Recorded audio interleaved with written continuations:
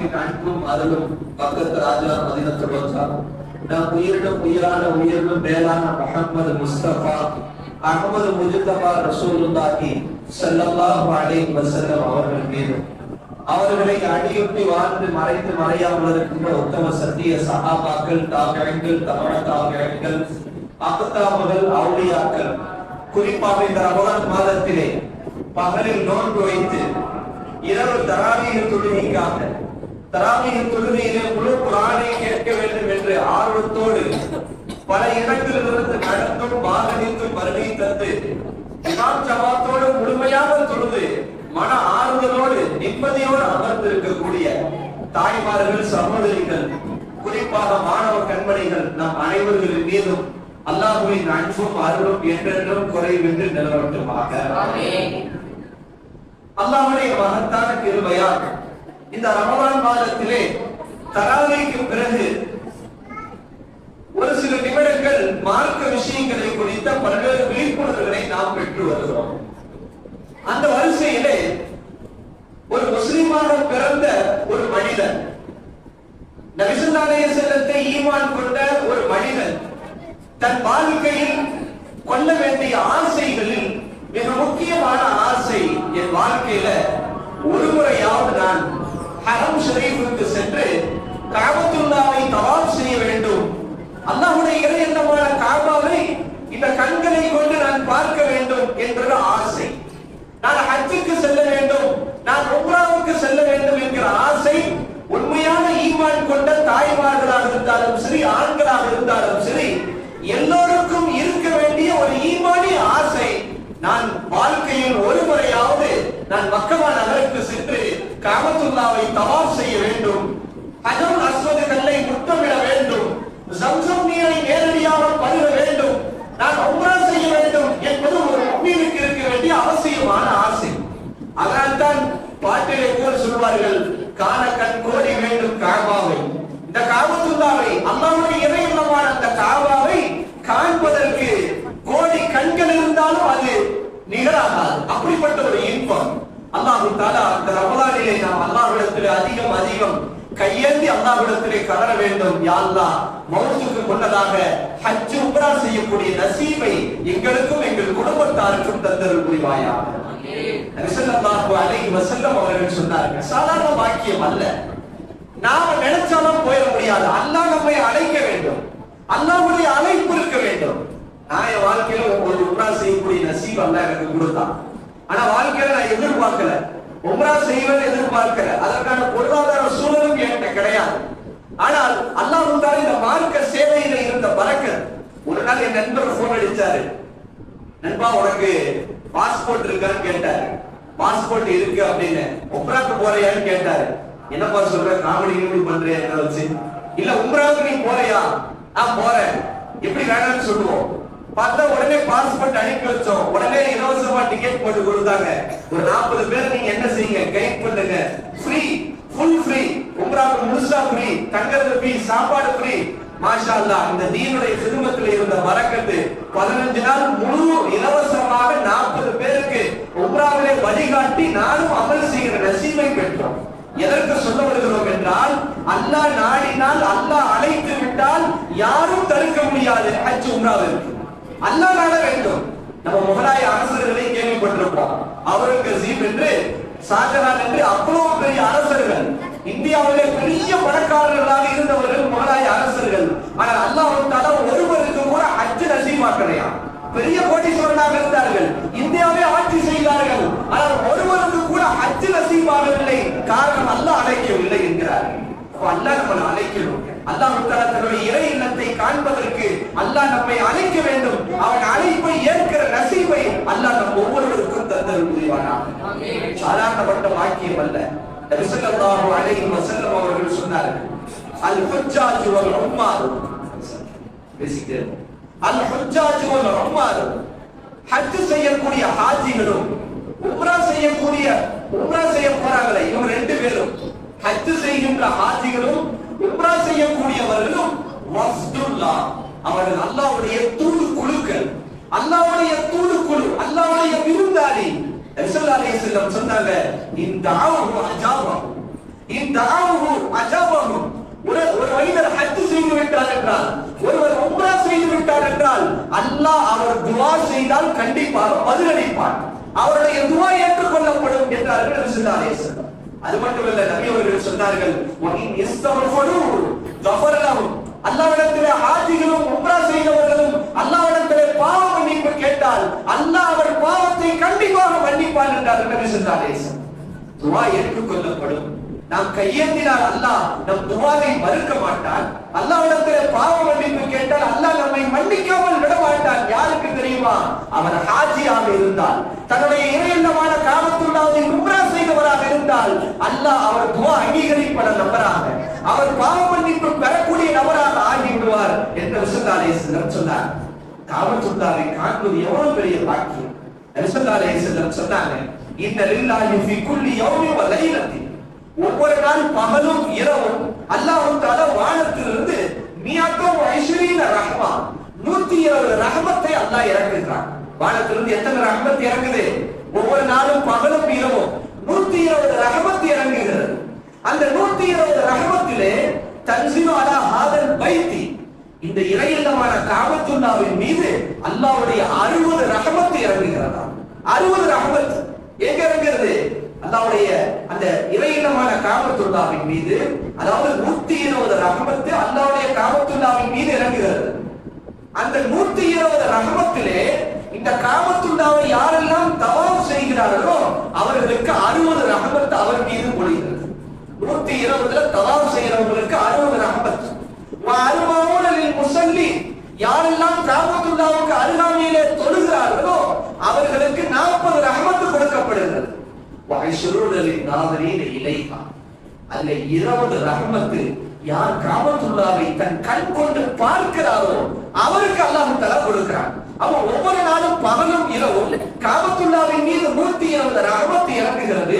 அதிலே தவாஃப் செய்யக்கூடியவர்களுக்கு 60 ரஹ்மத், காபத்துல்லாஹ்வுக்கு அருகாமையிலே தொழக்கூடியவர்களுக்கு 40 ரஹ்மத், மீதி 20 ரஹ்மத் கண்களால் காபத்துல்லாஹ்வை பார்ப்பவர்களுக்கு 20 ரஹ்மத்தை அல்லாஹ் தருவதாக நபி ஸல்லல்லாஹு அலைஹி வஸல்லம் சொன்னார்கள் என்றால், காபத்துல்லாஹ்வை தவாஃப் செய்பவர்களும் அங்கு போய் தொழுபவர்களும் காபத்துல்லாஹ்வை நேரடியாக கண்களை கொண்டு பார்ப்பவர்களும் எவ்வளவு பெரிய பாக்கியசாலிகள்.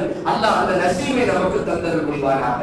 நபி ஸல்லல்லாஹு அலைஹி வஸல்லம் சொன்னார்கள், நபி ஸல்லல்லாஹு அலைஹி வஸல்லம் சொன்னாங்க, மன் நஸர இலல் கஅபா, கஅபாவை யார் கண் கொண்டு பார்க்கிறார், ஈமான வ தஸ்தீக், ஈமானோடு உள்ளத்திலே உண்மைப்படுத்திய நிலையில் காபத்துல்லாஹ்வை தவாஃப் செய்யல, காபத்துல்லாஹ்வை பார்க்கிறார்.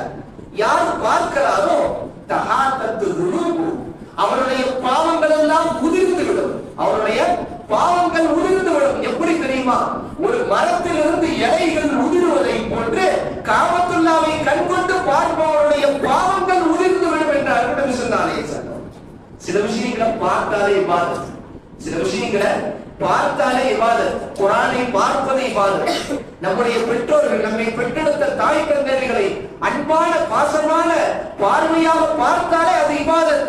அதே போன்று காபத்துல்லாஹ்வை நம் கண்களை கொண்டு பார்த்தாலே அது வணக்கம் என்றார்கள் நபி ஸல்லல்லாஹு அலைஹி வஸல்லம். அது வணக்கம். பொதுவாக காபத்துல்லாஹ் உம்ராவுக்கு போனவங்க தெரியும். உம்ராவுக்கு நம்ம நியத்து வைக்கணும். காசு பணம் இருக்குதா, எதுக்கு நம்ம செலவு செய்யறோமோ இல்லையா, வீட்டுக்கு அதை வாங்கணும், கார் வாங்கணும், பைக் வாங்கணும், இது வாங்கணும், அதை வாங்கணும், அதெல்லாம் அடுத்து. முன்னாடி நமக்கு காசு பணம் கையில வந்துருச்சா, வீட்டுல கொஞ்சம் பணம் சேர்ந்துருச்சா, நம்ம முதல்ல இன்ஷா அல்லாஹ் உம்ராவுக்கு போகணும். வாய்ப்பு வந்து அடுத்த ஹஜ்ஜுக்கு போகணும். காபாவை உம்ராவுக்கு போறவங்க, ஹஜ்ஜுக்கு போறவங்க முதல்ல அந்த ஹரமுக்கு போறதுக்கு முன்னாடி அதை என்ன செய்வாங்க அப்படின்னா, கீழே குடிச்சுக்கிட்டே போடுவோம். நேரடியா தூரமா இருந்து காபாவை பார்த்திடக்கூடாது, அரைமுறையமா பார்த்திடக்கூடாது. என்ன செய்வாங்கன்னா, முன்னாடி ரொம்ப தூரத்துல இருந்து அந்த தல்பியாவோட அப்படி நடந்து வரணும். ஆனா மேல பார்த்திடக்கூடாது, கீழே பார்த்துக்கிட்டே வரணும், கீழே பார்த்துக்கிட்டே வரணும். அதுல 17ஆம் நம்பர் கேட்டு, அந்த கேட்டு வழியாக அப்படியே உள்ள வரணும். 17ஆம் நம்பர் தான் நினைக்கிறேன். அந்த கேட்டு வழியா அப்படியே உள்ள ஓதிக்கிட்டே தல்பியா சொல்லிக்கொண்டே என்னுடைய இறையில்லமான காபத்துல்லாஹ்வை நான் முதலில் நேரடியாக கண்களிலே பார்க்க போகிறேன் என்கிற ஆசையோடு, அன்போடு, பாசத்தோடு அப்படியே கீழே குடிஞ்சு தல்பியா ஓதிக்கிட்டே வரணும். கரெக்டா எந்த இடத்துல வந்தா காபா முழுசா தெரியுமோ, சில இடங்கள்ல இப்போ அறகுறையா தெரியும், அப்ப பார்க்க கூடாது. முழுசா எந்த இடத்துல வந்து நின்றா முழு காபா கண்களுக்கு தெரியுமோ அந்த இடம் வருகிற போது நம் முகத்தை தூக்கி அந்த காபத்துல்லாவை நம் கண்களை கொண்டு பார்க்க வேண்டும். ஆட்டோமேட்டிக்கா நம்ம கண்கள் இருந்து தண்ணி வரும். ஆட்டோமேட்டிக்கா நம்ம கண்கள் இருந்து தண்ணி வந்துடும். சொல்றாங்க, நீ உம்ராவுக்கு போய், நீ ஹஜ்ஜுக்கு போய் முதல்ல காபாவை பார்த்து நீ என்ன துவா கேட்கிறியோ அந்த துவா ஏற்றுக்கொள்ளப்படும் என்றார். முதல்ல என்ன துவா? காபாவை பார்த்தோடனே நீ செய்யக்கூடிய துவா ஏற்றுக்கொள்ளப்படும். பெரியார்கள் சொல்றாங்க, சில இப்படி ட்ரிக்ஸ் கத்து கொடுக்குறாங்க. நீ முதல்ல காபாவை பார்க்கும்போது இப்படி துவா செஞ்சு, முதல்ல காபா பார்த்தோடனே செய்யக்கூடிய துவா ஏற்றுக்கொள்ளப்படும். நீ இப்படி துவா செஞ்சிரு, யா அல்லாஹ் என் வாழ்க்கையில இதுக்கு பின்னாடி நான் கேட்கிற எல்லா துவாவையும் நீ கபூல் செஞ்சிரு துவா செஞ்சு. எப்படி துவா? எப்படி கற்றுக் கொடுக்குறாங்க? காபத்துல்லாஹ் முதல்ல பார்த்தோடனே என்ன துவா செய்யணும்? எனக்கு அது வேணும் இது வேணும் அதெல்லாம் செய்யாத. யா அல்லாஹ் என் வாழ்க்கையில இனிமேல் நான் செய்யக்கூடிய எல்லா துவாவையும் நீ ஏற்றுக்கொண்டு துவா செஞ்சிரு, இன்ஷா அல்லாஹ் உன் வாழ்க்கையில எல்லா துவாவையும் ஏற்றுக்கொள்ளப்படும் என்றார். இன்னும் சொல்றாங்க, யா அல்லாஹ் உன்னிடம் நபி ஸல்லல்லாஹு அலைஹி வஸல்லம் என்னென்ன அருட்களை எல்லாம் கேட்டார்களோ அந்த அருள்களை எனக்கும் நீ கொடு என்று காபாவை பார்த்த முதல் பாத்திரத்திலேயே கேட்க வேண்டும் என்று பெரியார்கள் சொல்லி காட்டுகிறார்கள். அப்ப நம்ம காபத்துல்லாஹ் முதல்ல பார்த்தோனே செய்யக்கூடிய துஆ அது ஏற்றுக்கொள்ளலாம்.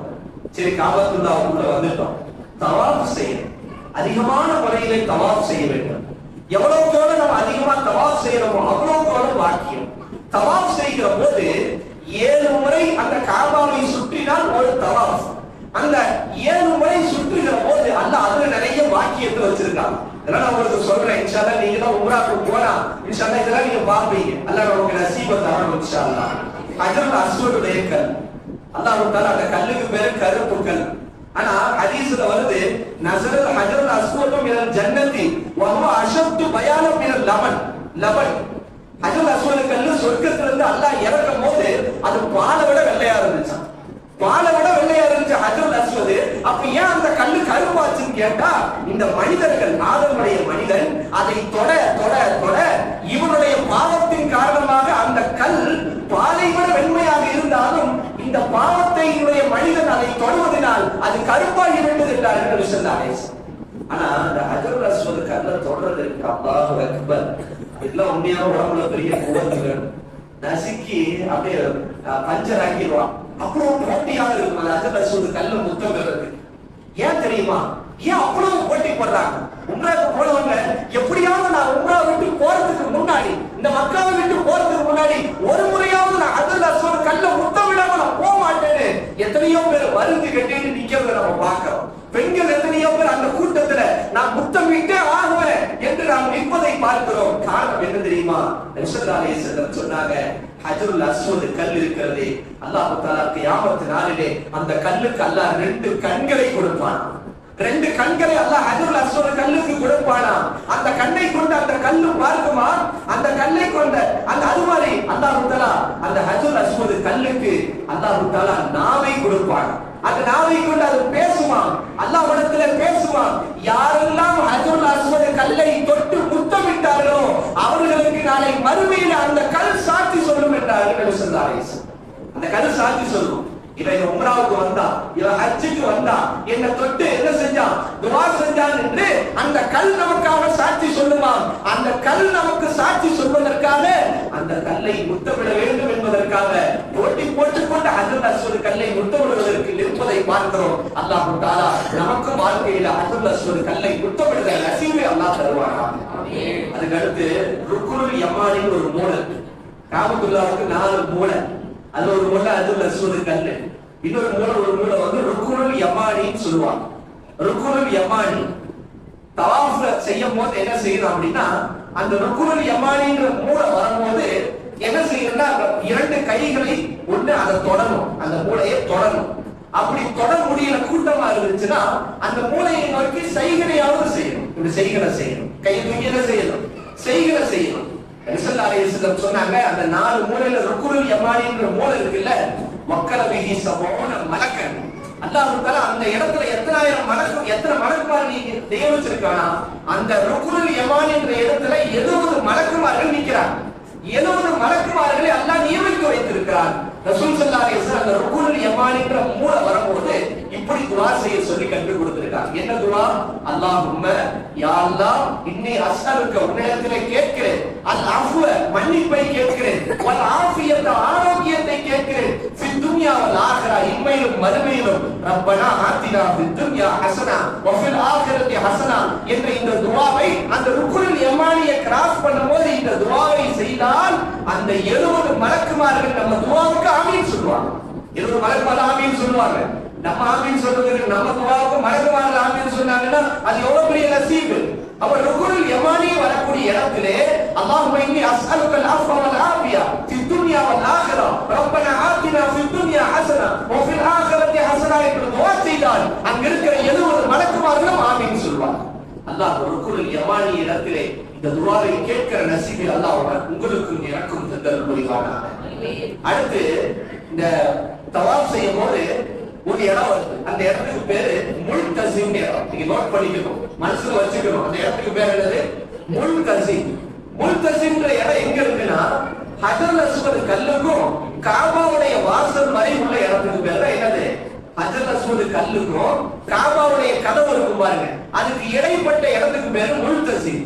முல்தஸிம்னா என்ன தெரியுமா? அர்த்தம் என்ன தெரியுமா? கட்டி அணைக்கும் இடம். நீங்க டிவில எல்லாம் பாத்துறீங்க, கரெக்டா அந்த ஹஜர் அஸ்வத் கல்லுக்கும் அந்த காபாவுடைய கதவுக்கும் நடுவுல மக்கள் எல்லாம் போய் அப்படியே என்ன செய்வாங்கன்னா அந்த இடத்துல அப்படியே அணைச்சு அப்படியே அழுது துவா செய்யறத நம்ம பார்த்திருப்போம். அந்த இடத்துக்கு பேரு முல்தஸிம். ஏன் அந்த இடத்துடைய சிறப்பு என்ன? ஸல்லல்லாஹு அலைஹி வஸல்லம் சொன்னாங்க, மா பைன ருக்னி வல் பாபி யுதா அல் முல்தஸிம். என்னுடைய கதவு, அந்த காபத்துல்லாஹ்வுடைய கதவுக்கும் ருக்னுக்கும் மத்தியில இருக்கக்கூடிய இடம் முல்தஸிம். ஒரு மனிதர் அந்த இடத்துல இருந்து அல்லாஹ்ட்ட துஆ செஞ்சா அல்லாஹ் அந்த துஆவை கண்டிப்பாக அங்கீகரிப்பான் என்றார். முல்தஸிம் என்கிற இடத்துல நீ கட்டி அணைத்து அந்த இடத்துல அல்லாஹ்விடத்துல நீ கையேந்தி நீ என்ன துஆ செஞ்சாலும் அந்த துஆ ஏற்றுக்கொள்ளப்படும் என்றார்கள் நபி ஸல்லல்லாஹு அலைஹி வஸல்லம். அல்லாஹ் முல்தஸிம் என்கிற இடத்தினுடைய சிறப்பு. இது என்ன சிறப்பு? இங்க நம்ம பள்ளிவாசல்ல தொழுறோம், நமக்கு ஒரு தொழுகையுடைய நன்மை தான். ஆனா மக்கால இருக்கக்கூடிய ஹரமுடைய பள்ளிவாசல்ல தொழுதா எத்தனை நன்மை தெரியுமா உங்களுக்கு? என்ன எத்தனை நன்மை தெரியுமா? அல்லாஹு அக்பர். நபி ஸல்லல்லாஹு அலைஹி வஸல்லம் சொன்னாங்க, ஸலாத்து மின் மஸ்ஜிதி அஃலலு மின் அல்ஃபி ஸலாத்தின். என்னுடைய பள்ளிவாசல்ல நீ ஒரு தொழுகை தொழுதா, அதாவது மஸ்ஜித் நபவியுடைய பள்ளிவாசல்ல மதீனால நீ ஒரு தொழுகை தொழுதா 1000 தொழுகையை விட அது சிறப்பு வாய்ந்தது. நீ மதீனால ஒரு தராவி தொழுதா 1000 தராவிக்கு சமம். மதீனால ஒரு லுஹர் தொழுதா 1000 லுஹருக்கு சமம். ஆனா நபி ஸல்லல்லாஹு அலைஹி வஸல்லம் சொன்னாங்க, மஸ்ஜிதுல் ஹராம்ல காபத்துல்லாஹ்வுடைய பள்ளிவாசல்ல நீ ஒரு தொழுகையை தொழுதால் 1,00,000 தொழுகையை விட அது சிறந்தது என்றார். அல்லாஹ் அக்பர். நீ ஹரம்ல ஒரு ஃபஜ்ர் தொழுதா 1,00,000 ஃபஜ்ருடைய நன்மை, ஒரு லுஹர் தொழுதா 1,00,000 லுஹருடைய நன்மை, ஒரு தராவீஹ் நீ தொழுதா 1,00,000 தராவீஹ் நன்மை. அல்லாஹ் அக்பர். அல்லாஹ் தஆலா உலகத்தில் இருக்கிற எந்த பள்ளிவாசலுக்கும் வைக்காத நன்மையை அல்லாஹ் தஆலா ஹரமுடைய பள்ளிவாசலுக்கு அல்லாஹ் வைத்திருக்கிறான். அல்லாஹ் வாழ்க்கையில அந்த ஹரமுடைய பள்ளிவாசல்ல தொழுகக்கூடிய பாக்கியத்தை அல்லாஹ் நமக்கு தந்தல் புரிவானாக. நபி ஸல்லல்லாஹு அலைஹி வஸல்லத்திற்கு பிடித்தமான பூமி காபத்துல்லாஹ். ஹிஜ்ரத் செய்த போது அந்த எதிரிகள் குறைஷிகள் எங்க இருந்து விரட்டாங்க? மக்கால இருந்து விரட்டாங்க. மக்கால இருந்து விரட்டப்பட்ட ரசூலுல்லாஹ் மக்காவை பார்த்து அழுது கொண்டே அந்த மக்காவை விட்டு வெளியே போறாங்க. மதீனாவுக்கு போறாங்க, அழுதுகிட்டே போறாங்க. அந்த மக்காவை பார்த்து பேசுனாங்களா, மக்கா நீ இருக்கிறாயே இன்னைக்கு லஹைரு அர்லில்லாஹ், அல்லாஹ்வுடைய பூமியிலேயே சிறந்த பூமி நீ. வ அஹப்பு அர்லில்லாஹி இலல்லாஹி, அல்லாஹ்வுக்கு பிடித்தமான பூமி நீ. இந்த மனிதர்கள் மட்டும் என்னை வெளியேற்றாவிட்டால் நான் உன்னை விட்டு வெளியேற மாட்டேன் என்று நபி ஸல்லல்லாஹு அலைஹி வஸல்லம் அந்த ஹரமில் இருந்து அவங்க ஹிஜ்ரத்தின் போது மதீனாவுக்கு போகிற போது அழுது கொண்டே போனார்கள் என்றால் நபிக்கும் அல்லாஹ்வுக்கும் பிடித்தமான பூமி அந்த ஹரம் ஷரீஃப். இன்னொரு ஸ்பெஷல் என்னன்னா, தவாஃப் எல்லாம் முடிச்சிட்டு சுப்ஹானல்லாஹ் அந்த 7 தவாஃபையும் முடிச்சிட்டு நம்ம ஹஜர் அலைஹிஸ்ஸலாம் நடந்த சை போறதுக்கு முன்னாடி ஒரு காரியம் செய்யணும். அதுதான் ஜம்சம் நீர் பருகுறது. இதெல்லாம் நம்ம யாராவது ஹஜ்ஜுக்கு உம்ராவுக்கு போயிட்டு வந்தா அந்த ஜம்சம் நீர் கிடைக்குமா, ஒரு டப்பா கிடைக்குமா, ஒரு குட்டோடு ஒரு கிளாஸ்ல கிடைக்குமா நம்ம அலையறோம். அங்க எங்க திரும்பினாலும் ஜம்சம் நீர் தான். ஜம்சம் நீர்ல ஐஸும் கிடைக்கும், ஐஸ் வாட்டராவும் கிடைக்கும், நார்மல் வாட்டராவும் கிடைக்கும். எங்கிட்டு திரும்பினாலும் ஜம்சம் நீர் தான். எல்லாரும் தவாஃப் முடிச்சிட்டு ஜம்சம் நீரை பருகிட்டு தான் அடுத்து சை போறோம். சாய் என்றால் ஆஜரா அம்மையார் என்ன செஞ்சாங்க? அந்த நீருக்காக தன்னுடைய மகன் தாகத்தை தீர்ப்பதற்காக சஃபாவிலிருந்து மருவா, மருவாவிலிருந்து சஃபா நடந்தார்களே, அந்த நடையில நம்மளால நடக்க முடியாதுப்பா. போய் நடந்து பார்த்தா தெரியும் ஆஜரா அம்மையார் இப்படிதான் நடந்தாங்க. அந்த ஐஸ்ல அந்த கூலிங்லயே நம்மளால நடக்கிறதுக்கு கால் வலிக்குது. ஆஜர் அலைஹிஸ்ஸலாம் அந்த பாலைவனத்துல எப்படி நடந்தார்கள் என்றால் ஆச்சரியமாக இருக்கிறது. அல்லாஹ் அதனால தான் அந்த ஈமானுடைய பாக்கியம் அவங்களுக்கு அல்லாஹ் கொடுத்திருந்தான். ஜம்சம் நீர் நபி ஸல்லல்லாஹு அலைஹி வஸல்லம் சொன்னாங்க, மாஉ ஜம்சம் லிமா ஷுரிபல. ஜம்சம் நீர் இருக்கிறது நம்ம எதற்காக குடிக்கிறோமோ அதற்காக ஆகிவிடும். நம்ம எந்த நியத்தை வச்சு குடிக்கிறோமோ ஜம்சம் நீர் அந்த நியத்தை ஏற்றுக்கொள்ளும் அல்லாஹ் தஆலா. அதாவது ஜம்சம் நீர் கூட மத்த தண்ணி மாதிரி கடகடன்னு அடிச்சிடாத. முதல்ல துஆ செஞ்சுட்டு நியத்து வச்சு குடின்னு சொல்றாங்க. காரணம் ரசூல் ஸல்லல்லாஹு அலைஹி வஸல்லம் சொன்னாங்க. ரசூலுல்லாஹ் இப்படி சொன்னாங்க, இன்னஹா முபாரகத்து. ஜம்சம் நீர் இருக்கிறது அது பரக்கத் பொருந்திய தண்ணீர். எத்தனை ஆயிரம் வருடங்கள் ஆனாலும் வற்றாத ஒரு கிணறு இருக்கிறது என்றால் ஜம்சம் நீருடைய கிணறு. உலகத்துல எல்லாருமே என்ன செய்யறாங்க? எல்லா நாடுகளுக்கும் ஜம்சம் தண்ணியை கொண்டு போறாங்க. என்னைக்காவது தண்ணீர் வற்றி இருக்கிறதா? இன்னைக்கு என்ன செய்யறோம்? அதை குடிக்கிறோம். ரசூல் ஸல்லல்லாஹு அலைஹி வஸல்லம் சொன்னாங்க, இன்னஹா துஆமு தாமின். ஒருத்தருக்கு உணவு வேணுமா? ஜம்சம் நீர் குடிங்க, பசி தீந்துரும்ன்றாங்க ரசூலுல்லாஹ். உனக்கு பசிக்குதா? ஜம்சம் தண்ணீர் குடி, நீ பசி தீந்துவிடும். அது மட்டுமல்ல, நோய்க்கு ஷிஃபா இருக்கிறது ஜம்சம் தண்ணீர். எத்தனையோ நோய்கள், சரியான நோய்கள் நியத் வைத்து ஜம்சம் நீர் அருந்துகிற போது அல்லாஹ் தஆலா ஜம்சம் நீரிலே ஷிஃபாவை வைத்திருக்கிறான். அது ஷிஃபாவை கொடுக்கும் என்றார்கள் நபி ஸல்லல்லாஹு அலைஹி வஸல்லம். ஆனா ஜம்சம் நீர் குடிக்கும் போது ஒரு துஆவை ரசூலுல்லாஹ் கற்றுக் கொடுத்திருக்கிறாங்க. நீங்க அங்க போய் பாத்தீங்கன்னா தவாஃப் முடிச்சிட்டு அந்த ஜம்சம் நீரை அந்த சாய் போறதுக்கு நடுவுல ஜம்சம் கேனா வச்சிருப்பாங்க. அங்க போனா அப்படியே குடிப்பாங்க. அப்படியே எல்லாரும் என்ன செய்யும்? வயிறு அதை குடிக்கும் போது வயிறு நிரம்ப குடிக்கணுமா? ஃபுல்லா குடிக்கணும். அப்ப குடிக்கும் போது எல்லாரும் துஆ சொல்லி கொடுப்பாங்க. ரசூல் ஸல்லல்லாஹு அலைஹி வஸல்லம் ஜம்சம் நீர் அருந்துகிற போது ஒரு துஆவை கற்றுக் கொடுத்திருக்கிறார்கள். அல்லாஹும்ம இன்னி அஸ்அலுக, யா அல்லாஹ் உன்னிடத்திலே கேட்கிறேன், இல்மன் நாஃபியா, பயனுள்ள கல்வியை கேட்கிறேன், வ ரிஸ்கன் வாசியா, விசாலமான ரிஸ்கை கேட்கிறேன், வ ஷிஃபா மின் குல்லி தா, அனைத்து நோய்களுக்கும் நான் ஷிஃபாவை கேட்கிறேன் என்ற இந்த துஆவை ஓதி ஜம்சம் நீரை பருக வேண்டும் என்றார்கள் நபி ஸல்லல்லாஹு அலைஹி வஸல்லம். இந்த ரசூலுல்லாஹ் சொல்றாங்க, வாஹு ஜம்சம் லிமா ஷுரிபலஹு. ஜம்சம் நீர் அருந்தும்போது இப்படி துஆ செய்யணுமா? யா அல்லாஹ், கியாமத் நாள்ல தாகம் வரும்ல, அந்த தாகத்துக்கு நான் இப்ப ஜம்சம் குடிக்கிறேன். இந்த ஜம்சம் நீருடைய பரக்கத்துல கியாமத் நாள்ல எனக்கு கடலளவு தண்ணி கொடுத்தாலும் தாகம் நீராது அந்த நாளிலே எனக்கு தாகம் ஏற்படக்கூடாது. அதற்காக இப்ப ஜம்சம் நீர் குடிக்கிறேன்னு நியத்து வைத்து குடித்தால் இன்ஷா அல்லாஹ் நாளை மறுமையிலே அல்லாஹ் தஆலா நமக்கு தாகத்தினுடைய பாதிப்பை ஏற்படுத்த மாட்டான் என்று ஹதீசுகளிலே நாம் பார்க்கிறோம். அல்லாஹ் நல்லடியார்களே, அன்பான தாய்மார்களே, நாம நியத்து வைக்கணும். நாமளும் உம்ரா போகணும், நாமளும் ஹஜ் செய்யணும். நியத்து வச்சு அல்லாஹ்ட்ட கையேந்தி துஆ செய்யணும். ஆனா என்னன்னு தெரியல, நம்ம ஏரியாக்கள்ல பெருசா உம்ரா போற மாதிரி தெரிய மாட்டேங்குது நமக்கு. இந்த திருச்சி, ஈரோடு, புதுக்கோட்டை சைட்லாம் போனா அவங்க அடிக்கடி உம்ரா போயிடுவாங்க. என் கூட வந்தவங்கள இந்த ரமலான்ல போயிட்டாங்க. ஒரு பெண் போன் அடிச்சாங்க. என் கூட வந்த ஒரு 50 வயசு மூதாட்டி அவங்க அப்படி என் கூட உம்ரா செஞ்சாங்க. என் பின்னாடி நின்று என்னோட துஆவுக்கு அப்படி அழுது அவங்க ஆமீன் சொன்னாங்க. ஹஸரத், நான் நியத்து வச்சிருந்தேன், நீங்க துஆ செஞ்சீங்க, இந்த ரமலான்ல போகணும்னு நினைச்சேன். இன்ஷா அல்லாஹ் 15 ரமலான்ல நான் இன்ஷா அல்லாஹ் உம்ரா போறேன் உஸ்தாத், துஆ செய்யுங்க அப்படின்னா. எவ்வளவு போறாங்க. இதுல என்ன ஹைலைட்னா, அந்த ஏரியாக்கள்ல தான் இவங்க மட்டும் போறது இல்ல, 4 பேர் அனுப்பி வைக்கிறாங்க, ஃப்ரீயா அனுப்பி வைக்கிறாங்க. அந்த மாதிரி ஒரு வழக்கம் சில ஊர்கள்ல இருக்குது. தாங்களும் அடிக்கடி உம்ரா செய்கிறார்கள். பல பேரை உம்ராவுக்கு அனுப்பி வைக்கிற வழக்கமும் இங்கு அங்கெல்லாம் இருக்கிறது. அதனால நம்மளும் விழிப்புணர்வு அடையணும். நம்ம வாழ்க்கையில பணக்காசு சேர்த்தோட நம்ம பேங்க் பேலன்ஸ் சேர்க்கணும், நம்ம கார் வாங்கணும், வீடு கட்டணும், அதை செய்யணும், இதை செய்யணும் என்றெல்லாம் நம்ம நியத்து வைக்கிறதுக்கு முன்னாடி இன்ஷா அல்லாஹ் என்னைக்கு வேணா மௌத் வரலாம், என்னைக்கு வேணா நம்ம மௌத் ஆகலாம், என்னைக்கு வேணா நம்ம மரணிக்கலாம். ஆனால் அதற்கு முன்னதாக காசு பணம் இருக்கிற போது நாம ஹஜ் உம்ரா செய்து விட வேண்டும். உடல்ல ஆரோக்கியம் இருக்கும் போது ஹஜ் உம்ரா செய்து விட வேண்டும். அதுக்கு பிறகு மௌத்தான பிறகு கை செய்த பாரா, எனக்கு இப்படிலாம் காசு இருந்துச்சு, பணம் இருந்துச்சு, அவசரப்பட்டு வீடு கட்டிட்டோமே, அவசரப்பட்டு இதை வாங்கிட்டோமே, அதை வாங்கிட்டோமே, உம்ரா செய்யாம ஹஜ் செய்யாம போயிட்டோமே அல்லாஹ்ட்ட என்று வருத்தப்படக்கூடாது. ஒரே ஒரு எச்சரிக்கையோடு நான் முடித்து விடுகின்றேன். ஒரு மனிதனுக்கு வசதி இருந்தும், வசதி வாய்ப்புகள் இருந்தும் அவன் ஹஜ் செய்யாமல் இருந்தால் அவன் யஹூதி நஸ்ரானியாக மௌத்தாகட்டும் என்று ரசூலுல்லாஹி அலைஹி வஸல்லம் சொன்னார். ஒருத்தருக்கு வசதி இருக்குது, வசதி வாய்ப்பு இருக்கு, அவன் நினைச்சா ஹஜ்ஜுக்கு போக முடியும். ஆனா வேண்டும்னே போகாம இருக்கிறான். ரசூலுல்லாஹ் அவருக்கு எச்சரிக்கை சொன்னாங்க, நீ வசதி இருந்தும் ஹஜ்ஜுக்கு போகாமல் இருந்தால் நீ யஹூதியாக நஸ்ரானியா மௌத்தா போன்ற. ஸல்லல்லாஹு அலைஹி வஸல்லம் எவ்வளவு பெரிய எச்சரிக்கை! அல்லாஹ் தஆலா இந்த எச்சரிக்கையை விட்டு அல்லாஹ் நம்மை பாதுகாப்பானாக. இறையில்லமான காபத்துல்லாஹை வாழ்க்கையில் ஒரு முறை அல்ல பலமுறை தரிசிக்கிற நசீபை அல்லாஹ் உங்களுக்கும் எனக்கும் தந்தல் புரிவானாக. பலமுறை தவாப் செய்கிற, பல உம்ராக்கள் செய்கிற, பல ஹஜ்ஜுகளை செய்கின்ற நசீபை அல்லாஹ் நமக்கும் நம்முடைய சந்ததிகளுக்கும் அல்லாஹ் தஆலா தந்தல் புரிவானாக. இந்த வசதி, அதற்கான வசதியும் வழி வகைகளையும் அல்லாஹ்வே ஏற்படுத்தி தர வேண்டும் என்கிற மேலான துஆவோடு என்னுடைய உரையை நிறைவு செய்து கொள்கின்றேன். அஸ்ஸலாமு அலைக்கும் வ ரஹ்மத்துல்லாஹி வ பரகாத்துஹு. அல்ஹம்துலில்லாஹி ரப்பில் ஆலமீன். அல்லாஹும்ம ஸல்லி அலா ஸய்யிதினா வ நபியினா மௌலானா முஹம்மதின் وعلى آل سيدنا محمد وبارك وسلم عليه.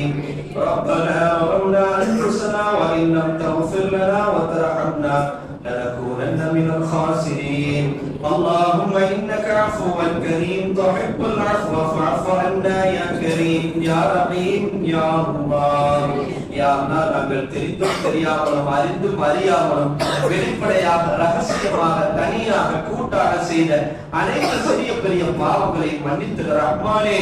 யா அல்லாஹ், எங்கள் பெற்றோர்கள், உற்றார் உறவினர்கள், சகோதர முஸ்லிமான ஆண் பெண் அனைவர்களுடைய பாவங்களை மன்னித்து ரஹ்மானே. யா அல்லாஹ், கிருபையுள்ள ரஹ்மானே. யா அல்லாஹ், எங்கள் பாவங்களின் காரணமாக மோசமான நோய்களை எங்களுக்கு தந்துவிடாதே ரஹ்மானே.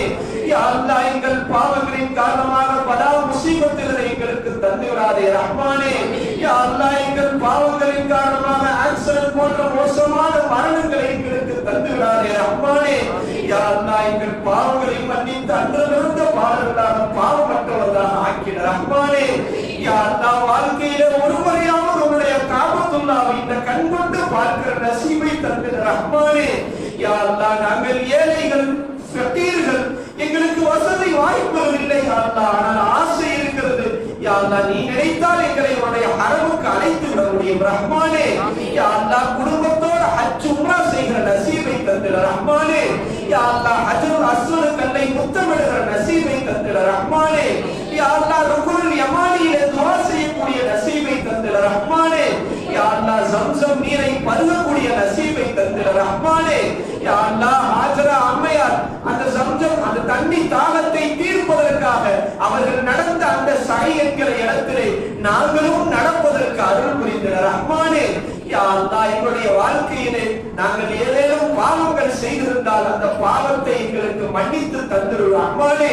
யா அல்லாஹ், எங்கள் குடும்பத்திலே யாரேனும் நோய்வாய்ப்பட்டிருந்தால் அதற்கு பரிபூர்ண ஷிஃபாவை கொடுத்த ரஹ்மானே. யா அல்லாஹ், எங்களுடைய பிள்ளைகளை சாலிஹான பிள்ளைகளாக ஆக்கிட ரஹ்மானே. யா அல்லாஹ், எங்கள் குடும்பங்களிலே யாரேனும் சரியான ஜோடிகள் அமையாது வந்தால் அவர்களுக்கு சாலிஹான ஜோடை அமைத்து கொடுத்த ரஹ்மானே. யாரேனும் குழந்தை பாக்கியம் இல்லாமல் இருந்தால் அவர்களுக்கு சாலிஹான குழந்தை பாக்கியத்தை தந்திட ரஹ்மானே.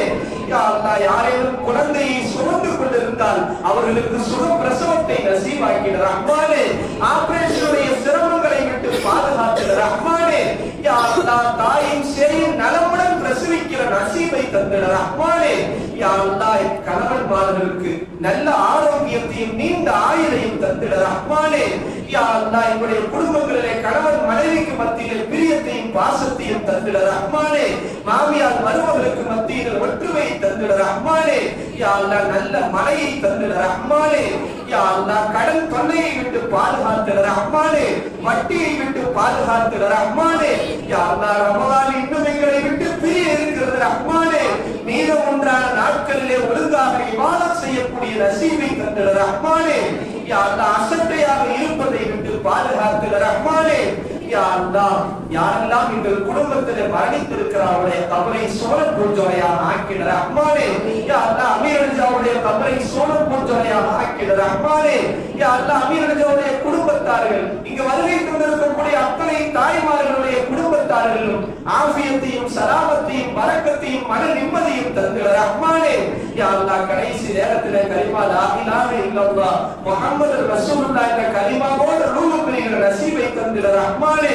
யா அல்லாஹ், இந்த ரமலானிலும் கூட பலஸ்தீனத்திலே குண்டுகள் பாய்ச்சப்பட்டு பச்சிளம் குழந்தைகள் அந்த ரத்தத்தோடு அவர்கள் கிடக்கிற காட்சியை பார்க்கிற போது யா அல்லாஹ், உள்ளமெல்லாம் நடுங்க அல்லாஹ் அவர்களுக்கு பாதுகாப்பை தந்திட ரஹ்மானே. யா அல்லாஹ் அந்த பச்சிளம் குழந்தைகளை கொல்லுகிற அந்த கொல்லக்கூடியவர்களுக்கு யா அல்லாஹ் தகுந்த பாடத்தை கற்பித்திட ரஹ்மானே. யா அல்லாஹ் அவர்களுக்கு அறிவை தந்திட ரஹ்மானே. யா அல்லாஹ் பலஸ்தீன முஸ்லிம்களுக்கு பாதுகாப்பை தந்திட ரஹ்மானே. யா அல்லாஹ் உலக அமைதியை தந்திட ரஹ்மானே. யா அல்லாஹ் நாங்கள் எதையெல்லாம் கேட்டோமோ எதை கேட்க மறந்தோமோ எல்லா ஹலாலான ஆதத்துகளை நிறைவேற்றி தந்திட ரஹ்மானே. யா அல்லாஹ் எங்களுடைய மதரசா கியாமத் வரைக்கும் நடைபெற செய்கிற ரஹ்மானே. யா அல்லாஹ் எங்க தங்கு தடை இல்லாமல் மதரசா நடைபெறுவதற்கு அருள் புரிந்த ரஹ்மானே. ரப்பனா ஆத்தினா ஃபித் துன்யா ஹஸனா வ ஃபில் ஆখিরাতি ஹஸனத வ கீனா அஸாபன்னார். யா ரப்பி பில் முஸ்தஃபா பல்லிக் மகாசிதனா வஸ்மஹ் லனா மா மலா யா வாசிஅல் கரம். ஸல்லல்லாஹு தஆலா அலா கைர் خلقه سيدنا محمد وآله وأصحابه أجمعين والحمد لله رب العالمين. صلى الله على محمد صلى الله عليه وسلم. صلى الله على محمد صلى الله عليه وسلم. صلى الله على محمد يا رب صل عليه وسلم.